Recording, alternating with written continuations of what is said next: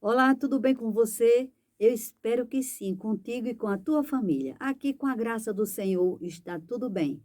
Estamos de volta aqui, né? Hoje, como vocês já viram, nós vamos fazer uma reflexão acerca da medida de Deus.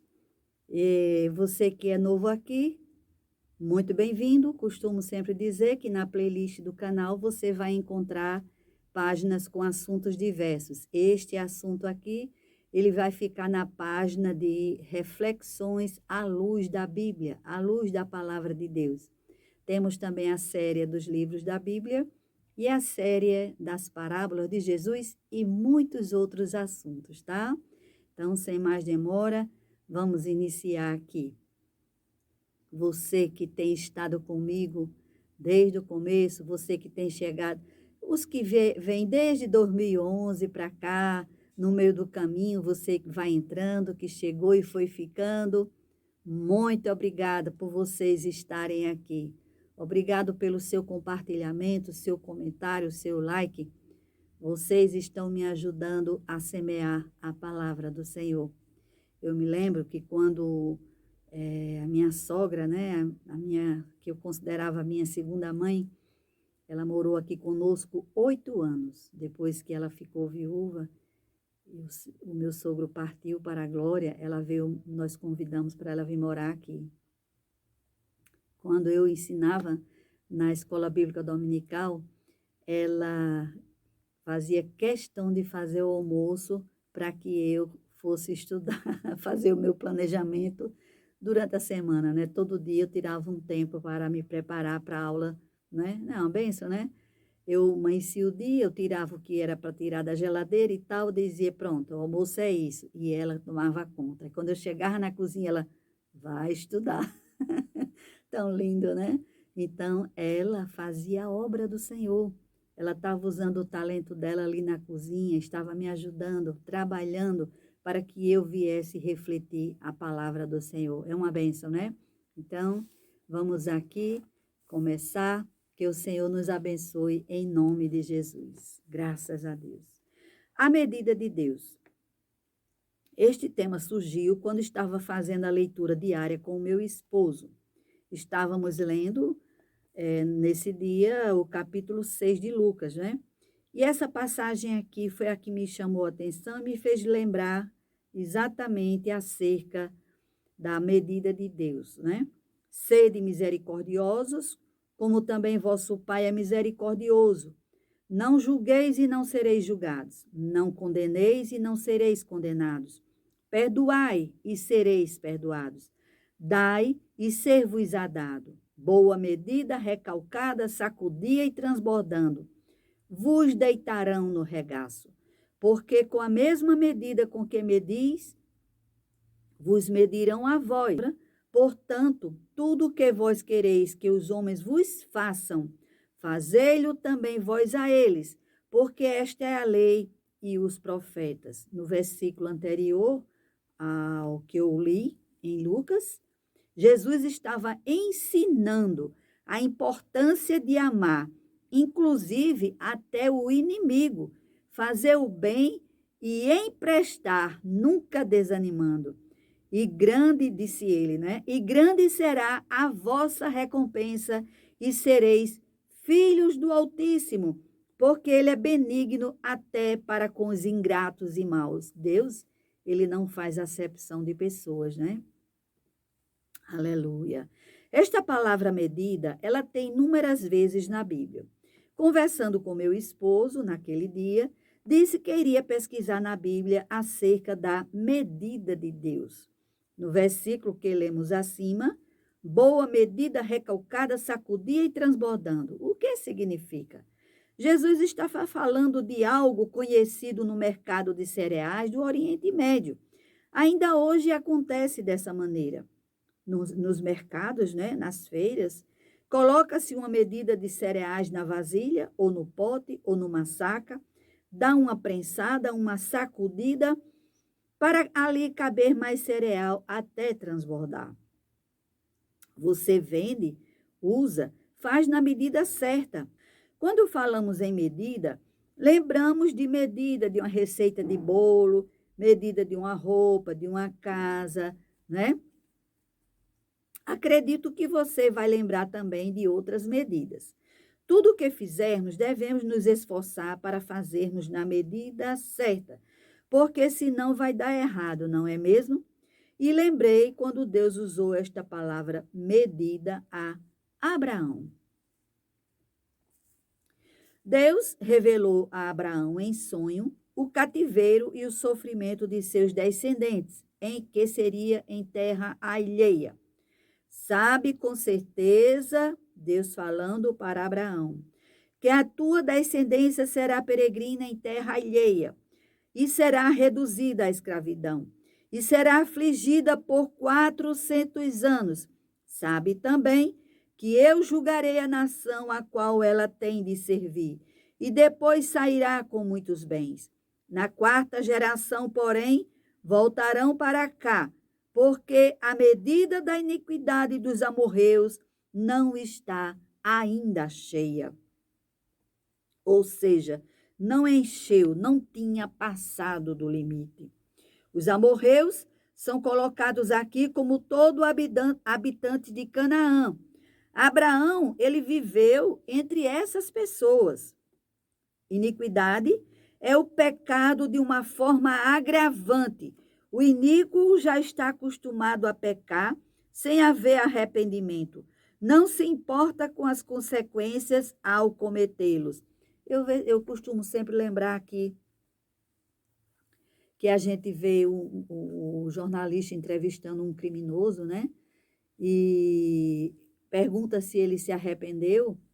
E ele diz, não me arrependi não. Senhor, quando eu sair daqui, eu vou fazer de novo. É assim. Abraão gerou Isaque, Isaque gerou Jacó, e Jacó gerou 12 filhos e uma filha. Houve uma fome na terra de Canaã, e eles desceram para o Egito, onde já estava José, que era filho de Jacó.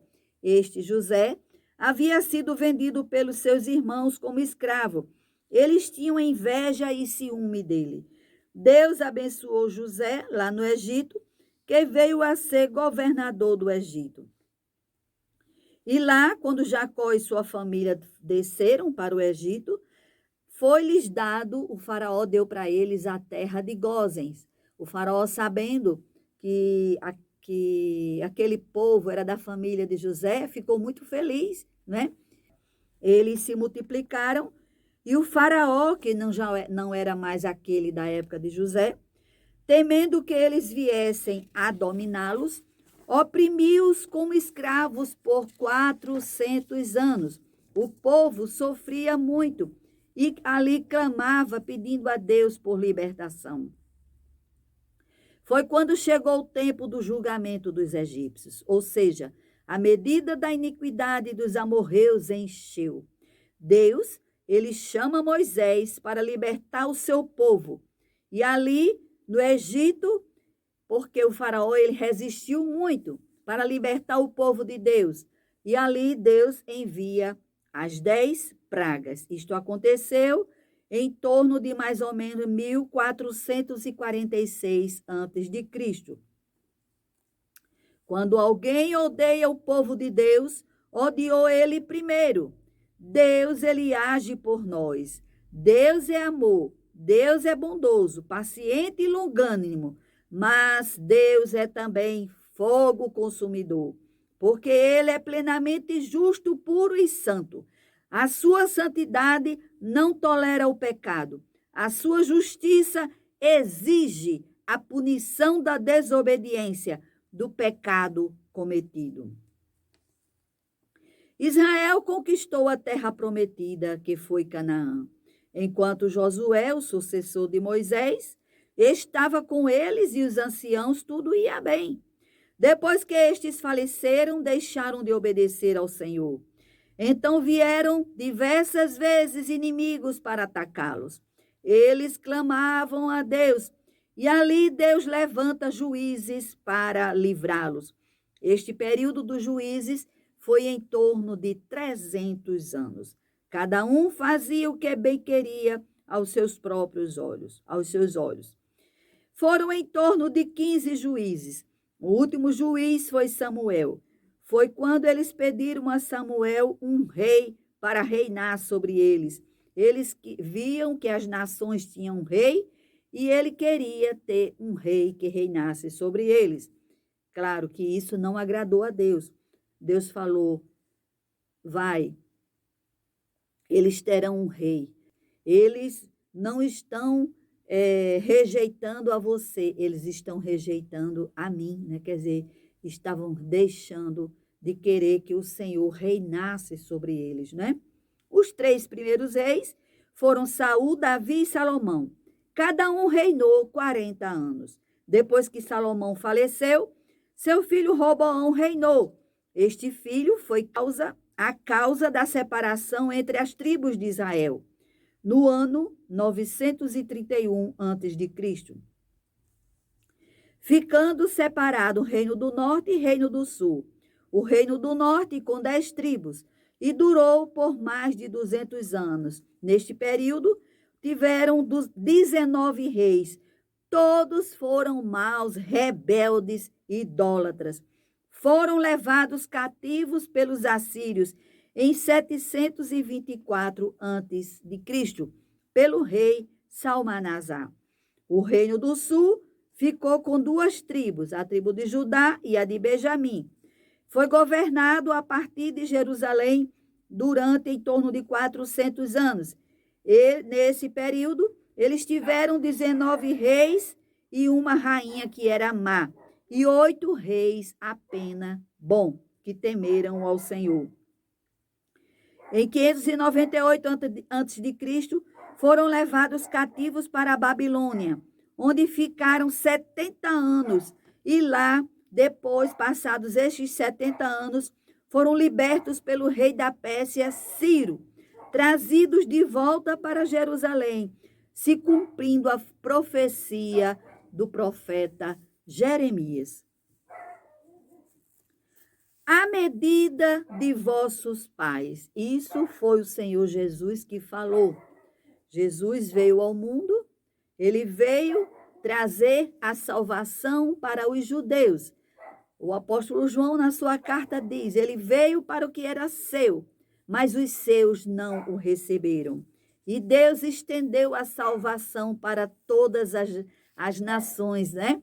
Lá no Antigo Testamento já tem profecia acerca dos gentios, que um povo que não era dele, daquele meio do povo de Israel, iria ser abençoado, iria ser alcançado pela misericórdia de Deus, pela salvação de Deus enviada por meio do seu Filho unigênito, Jesus Cristo. Aleluia. Jesus comparou a iniquidade dos fariseus com a rebeldia dos seus pais no passado. Enchei vós, pois, a medida de vossos pais. Ou seja, continuem na rebeldia até que chegue o julgamento. Só no livro de Mateus, as inúmeras vezes que eles censuravam, criticaram, zombaram, blasfemaram, até o dia de crucificarem Jesus. Eu contei 27 referências. Jesus falando, ai de vós, escribas e fariseus hipócritas, porque fechais aos homens o reino dos céus. Pois nem vós entrais, nem aos que entrariam permitis entrar. Os principais sacerdotes, os anciãos, persuadiram as multidões que pedissem Barrabás para ser liberto e fizessem morrer Jesus Cristo. Pilatos, ali, lavou as mãos diante da multidão, dizendo, sou inocente do sangue deste homem, seja isso lá convosco. E todo o povo respondeu, o seu sangue caia sobre nós e sobre nossos filhos. Então, lhes soltou Barrabás. A Jesus mandou açoitar e o entregou para ser crucificado. Jesus, a caminho do Gólgota, fala para as mulheres que choravam, filhas de Jerusalém, não choreis por mim, chorais antes por vós mesmas e por vossos filhos, Porque dias hão de vir em que se dirá: bem-aventuradas as estéreis e os ventres que não geraram, os peitos que não amamentaram. Jesus estava falando acerca da destruição de Jerusalém, que aconteceu no ano 70 depois de Cristo, pelo imperador romano, né? Ao Tito, né? O apóstolo Paulo escreve aos romanos: o endurecimento veio em parte sobre Israel, até que a plenitude dos gentios haja entrado. E assim todo Israel será salvo. Como está escrito: virá de Sião o libertador, e desviará de Jacó as impiedades. E este será o meu pacto com eles, quando eu tirar os seus pecados. Aleluia, aleluia. A medida dos gentios. A palavra gentios, etimologicamente, deriva de gens. Significa clã ou grupo familiar. Na Bíblia, gentio designa um não-judeu. Todo que não era judeu é chamado de gentio. Jesus Cristo falando no capítulo 21. E cairão ao fio da espada, e para todas as nações serão levados cativos. E Jerusalém será pisada pelos gentios, até que os tempos destes se completem, o tempo dos gentios. Deus amou o mundo de tal maneira que deu seu Filho unigênito, para que todo aquele que nele crê não pereça, mas tenha a vida eterna. Jesus Cristo veio para o que era seu, e os seus não receberam. Mas a todos quantos o receberam, aos que creem no seu nome, deu-lhes o poder de se tornarem filhos de Deus. Nós fomos reconciliados com Deus por meio de Jesus Cristo. Jesus Cristo pagou a dívida que tínhamos para com Deus. Nós éramos transgressores. Aleluia. Antes de Jesus voltar para o Pai, Jesus falou aos seus discípulos: recebereis poder ao descer sobre vós o Espírito Santo. Ser-me-eis testemunhas, tanto em Jerusalém, como em toda a Judéia e Samaria e até os confins da terra. O evangelho da salvação chegou até nós. Muitos têm rejeitado, muitos ainda não ouviram. Jesus irá voltar quando o evangelho for pregado a todas as nações. O mundo está caminhando para a destruição. As obras da carne estão cada dia mais evidentes. A Bíblia fala da extrema corrupção nos últimos tempos. O apóstolo Pedro, em sua segunda carta, ele diz: os céus e a terra de agora, pela mesma palavra, têm sido guardados para o fogo, sendo reservados para o dia de juízo, do juízo e da perdição dos homens ímpios. O Senhor não retarda a sua promessa, ainda que alguns a tenham por tardia, porém ele é longânimo para convosco, não querendo que nenhum se perca, senão que todos venham a arrepender-se. Aleluia, aleluia. Nos Salmos 39, a palavra do Senhor diz: eis que mediste os meus dias a palmos, o tempo da minha vida é como que nada diante de ti. E ainda nos Salmos diz que a nossa vida é como um sopro, gente. O que é um sopro? Passa muito rápido, né? O Senhor mediu os nossos dias. O Senhor, ele mede as nossas obras. O Senhor, ele mede o pecado. A medida da justiça de Deus não é a mesma dos homens. Quando ele diz: os últimos serão os primeiros e os primeiros serão os últimos. Deus, Jesus Cristo, o Espírito Santo, é o justo juiz. Deus é longânimo, mas quando os homens encherem a medida dos pecados, ele os castigará. A porta da graça vai se fechar. Naqueles dias, os homens buscarão a morte e de modo algum a acharão, e desejarão morrer, e a morte fugirá deles. O Espírito e a noiva dizem: vem. Quem ouve, diga: vem. E quem tem sede, venha. E quem quiser, receba de graça a água da vida. Aleluia. Palavras ditas pelo Senhor Jesus. Aleluia. Aleluia. Ali no Apocalipse, o livro das revelações. Aleluia. Até as pessoas que não conhecem a palavra, mas estão vendo que os dias estão se aproximando. Está algo diferente, muito diferente. Guerras, rumores de guerra, Jesus Cristo falou: vocês serão presos, vocês serão odiados, pai contra filho, filho contra pai. O amor de muitos esfriará por se multiplicar a iniquidade. Quando o Filho do Homem vier, achará fé na terra? As pessoas estão ficando céticas, cada dia mais incrédulas, desacreditando na palavra do Senhor. Muitos estão dizendo: ele disse que vinha, cadê que não veio ainda? Ele virá no tempo certo. A medida da iniquidade dos gentios está enchendo, e há um tempo para Deus trazer a justiça, fazer juízo. Aqueles que morreram pela palavra do Senhor, não foi em vão, não é em vão. Desde o princípio, os profetas do Antigo Testamento, Caim matou o seu irmão Abel. O sangue de Abel clama. Todos os profetas que morreram, o sangue clama.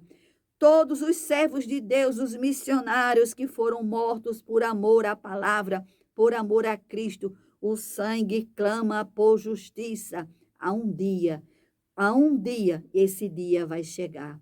Aleluia. Pai amado, estamos aqui, Senhor. Estamos aqui, meu Pai. Aleluia, em gratidão a Ti por esta reflexão, por esta palavra de alerta, Senhor. Nós cremos, meu Pai, que os dias estão se aproximando.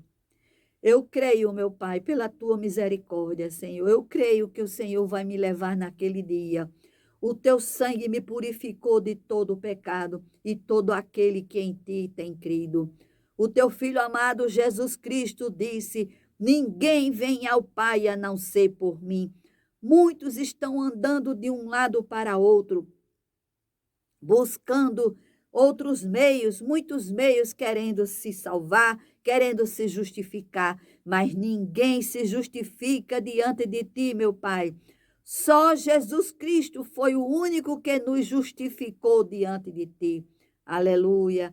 Aleluia, a tua justiça foi satisfeita mediante a morte do teu Filho amado Jesus Cristo. Aleluia. Eu te peço, meu Pai, pela nação brasileira, Senhor. Eu te peço, Senhor, pelo temor que caia sobre a nação brasileira, que haja arrependimento, conscientização de pecado e que se peça perdão a Ti, porque não há perdão se não houver arrependimento e confissão de pecados. Aleluia. Eu te peço pelas crianças, Senhor. As nações que estão em rebuliço, em movimento, em guerras, Senhor, irmãos contra irmãos. As nações estão aí, estão com desejo de matar, de destruir. É a impiedade se multiplicando cada dia mais. Eu te peço a misericórdia, aqueles que estão fragilizados, aqueles que estão, Senhor, abrigados em lugares subterrâneos, Senhor, sem ter condição de ver a luz do sol, sem poder tomar um banho e muitas vezes até faltando alimento, com medo de vir, de sair e ser atingido ali. Senhor, tenha misericórdia, meu Pai. A misericórdia, que a tua paz, Senhor, chegue a essas nações, que aconteça um reconhecimento, um arrependimento. Aleluia. Que as coisas, que haja um entendimento, que esse conflito pare, Senhor. Eu sei, meu Pai, que tudo que está escrito há de acontecer. Eu sei, meu Pai, que tudo é no tempo certo.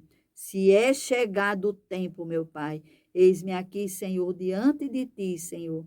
Aleluia, aleluia, em nome de Jesus, meu Pai. Eu te peço por tudo, Senhor, e te agradeço, em nome de Jesus, amém. Deus abençoe você, em nome de Jesus. Você que ainda não entregou sua vida a Jesus Cristo, aleluia, não há outro caminho. Reconheça-o como seu Senhor e Salvador. Aleluia, não há outro caminho. Não existe outra maneira de você ter o perdão dos seus pecados. Imagine, gente, imagine o que é uma vida eterna separado de Deus, uma vida eterna lançado no mar de fogo e enxofre, que é isso que está na palavra do Senhor. É muito forte a palavra, mas é a palavra do Senhor. Ele não mente, ele é justo, ele é verdadeiro. Aleluia. Em nome de Jesus, em nome de Jesus, em nome de Jesus. Deus abençoe vocês. Até o próximo vídeo, se Deus quiser. Tchau.